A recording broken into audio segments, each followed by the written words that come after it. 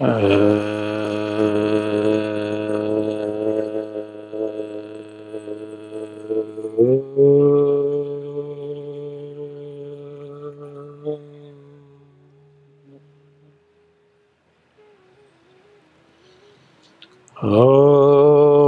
पूर्णमदः पूर्णमिदं पूर्णात् पूर्णमुदच्यते पूर्णस्य पूर्णमादाय पूर्णमेवावशिष्यते। ॐ शान्तिः शान्तिः शान्तिः।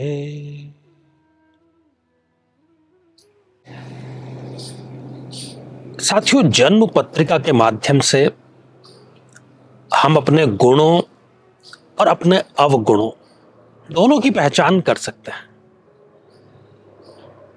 और फिर उसमें एडिटिंग भी कर सकते हैं। यदि हमारे दुर्गुण अधिक हैं तो उनको हम कम कर सकते हैं, और यदि हमारे सद्गुण कम हैं तो उनको हम बढ़ा भी सकते हैं।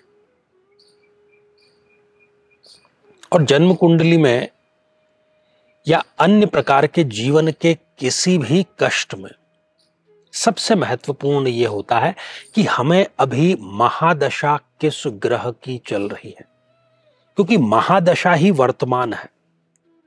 कुंडली का अच्छा या बुरा ग्रह केवल मात्र तभी हमें परिणाम प्रदान कर सकता है जबकि उसकी महादशा चल रही हो, या कम से कम उसकी अंतर्दशा तो चल ही रही हो। फिर दूसरी बात यह पता करने की आती है कि ये जो ग्रह विशेष है ये हमारे लिए योग कारक है, अर्थात शुभ है, अच्छा रिजल्ट देने वाला है, या फिर ये मारक है, हमारे लिए अशुभत्व लेकर के आया है। हर एक जातक को ये बात पता होनी ही चाहिए, पहली कि उसको महादशा कौन सी चल रही है, और दूसरी जिस ग्रह की महादशा चल रही है क्या वो उसके लिए योग कारक है या फिर वो एक मारक है। तभी आगे का जो मार्ग है वो प्रशस्त हो सकता है, तभी किसी भी प्रकार का उपाय आसानी से किया जा सकता है, तभी सौभाग्य को जगाया जा सकता है, तभी दुर्भाग्य को कम किया जा सकता है। इसके अन्यथा ज्योतिष शास्त्र में और कोई दूसरा रास्ता नहीं। और इसीलिए हम नियमित रूप से प्रति अमावस्या को महादशा मंत्र साधना की जो दीक्षा है वो प्रदान करते हैं, ऑनलाइन ऑफलाइन दोनों ही माध्यमों से, और गजब के उसके परिणाम हैं। क्योंकि जिस ग्रह की आपको महादशा चलनी है या चल रही है, पूर्णतः वैज्ञानिक तरीके से, ताकि राहु देव का जो आशीर्वाद है वो हमें मिलता रहे। साथियों, प्रश्नों का सिलसिला प्रारंभ करते हैं। आचार्य जी प्रणाम। हमेशा कुछ अनहोनी का, किसी डर का वातावरण बना रहता है। कई बार हाथ पैर कांपने लगते हैं, धड़कनें बढ़ जाती है। ऐसा आखिर क्यों होता है? क्या इसका कोई उपाय है? डर हर किसी को लगता है, एक विज्ञापन में भी यह कहा जाता है। तो डरना मनुष्य के स्वभाव में है, लेकिन वो आवश्यकता से अधिक नहीं होना चाहिए। परिस्थिति जन्य होता है, कोई शेर है तो उसको सवा शेर भी मिलेगा, और फिर वहां पर उसका डरना जायज है, स्वाभाविक है। लेकिन बिना किसी कारण के, किसी अज्ञात भय को लेकर के,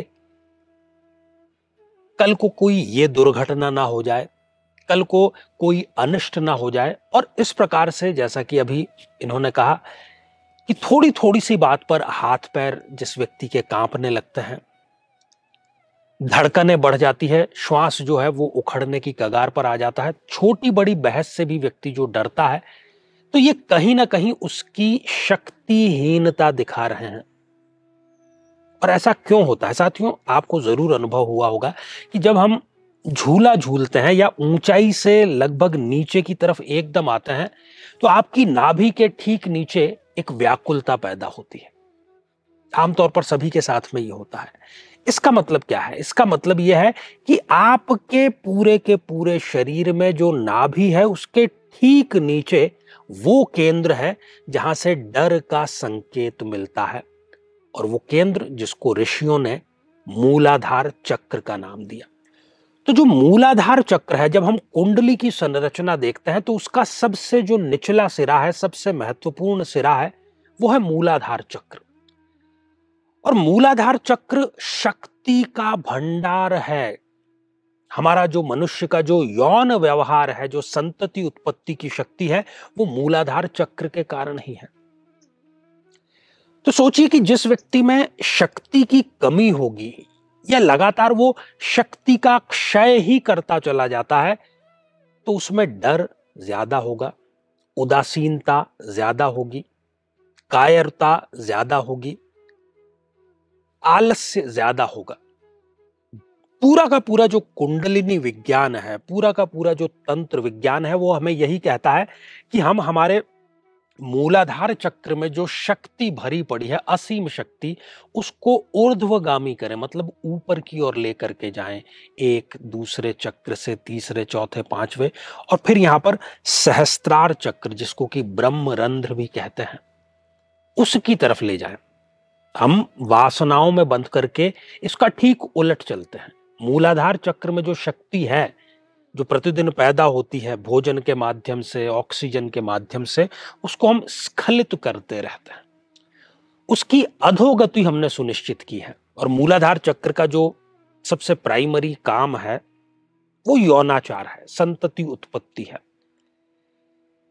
अब होता क्या है एग्जैक्टली कि जब मूलाधार चक्र में ये शक्ति संचित होती है, तब फिर मस्तिष्क वो रास्ते ढूंढता है कि कैसे इस शक्ति को संतुष्ट किया जाए, कैसे इसको शांत किया जाए, ये जो ज्वालामुखी। तो फिर वो उसकी शांति के यौनाचार के माध्यम से वो तरीके ढूंढता है।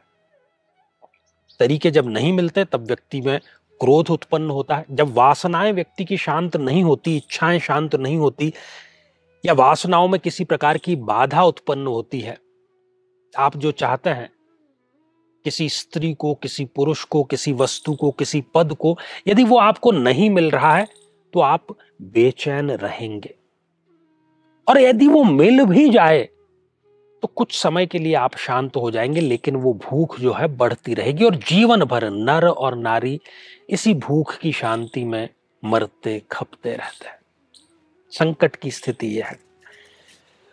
तो जिन लोगों को भी ऐसा महसूस होता है कि अननेसेसरी उनके अंदर डर समाया हुआ है, आज को लेकर के, कल को लेकर के, या हमेशा को लेकर के, हाथ पैर में जिनके कंपन रहता है, पसीना बहुत जल्दी आता है, धड़कनें जो दिल की है वो बढ़ जाती है, उसका कारण कहीं ना कहीं यही है कि उन्होंने अपनी जो मूलाधार चक्र की जो कुंडलिनी शक्ति है उसका ह्रास अधिकतम स्तर तक कर दिया है।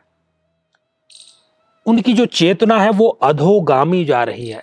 इसलिए ऐसे व्यक्ति को आप देखेंगे वो उदास ही नजर आएगा, आलस्य से भरा हुआ ही नजर आएगा, आपको कायर ही वो नजर आएगा, और इसका एक्सट्रीम लेवल व्यक्ति को नपुंसकता तक भी ले जाता है। तो इस डर से या दुनिया के किसी भी प्रकार के डर से आपको सदैव सदैव के लिए दूर रहना है, कोई वास्ता नहीं रखना। साहस के साथ में, उत्साह के साथ में यदि जीवन जीना है तो अपनी इस मूलाधार जो शक्ति है, जो कुंडलिनी शक्ति है, उस शक्ति को आपको ऊपर की ओर ले जाना पड़ेगा, और जिसको कि हम साधना के माध्यम से, प्राणायाम के माध्यम से और गुरु दीक्षा के माध्यम से संभव बनाते हैं।